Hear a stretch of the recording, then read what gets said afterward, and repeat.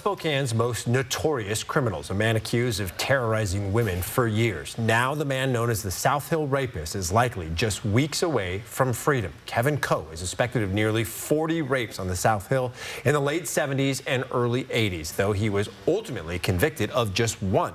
He served 25 years in prison, and since 2008, he's been confined to a facility for sexually violent predators on McNeil Island. But that's about to change. A Spokane judge could declare next month that he's no longer a sexually violent predator and let him out. Melissa Luck has followed this case for decades and has covered the civil commitment process that would allow Coe's release. She explains how he got here.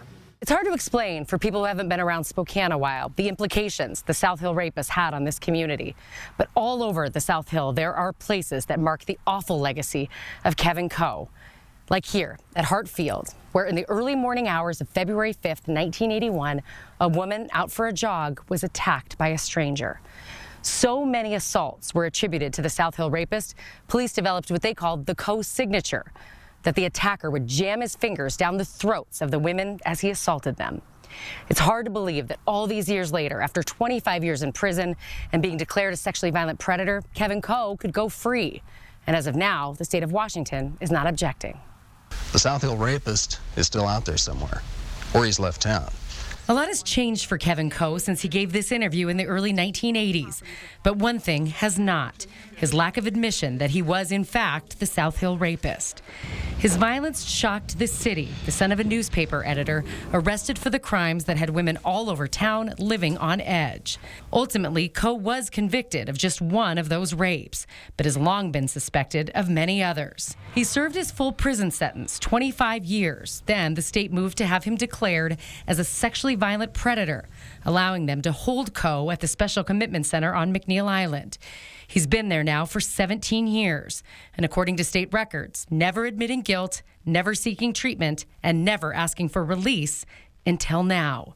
Coe filed a petition last year to be released to a less restrictive alternative. That means he'd be released from McNeil Island only if he could find housing that would take him and be responsible for him, and find a licensed therapist certified in this type of treatment. Coe has found both and wants to move off McNeil Island to a group home in Pierce County. And it looks like the state will allow it to happen. That's because in recent evaluations, the state expert and the forensic examiner for the Special Commitment Center, quote, cannot opine Coe currently meets the definition of a sexually violent predator. Most of that is due to Coe's age. He's 77 now, has health problems. A recent evaluation describes him as, quote, feeble and emaciated, clinically depressed. He suffers from incontinence and heart problems and walks with a limp.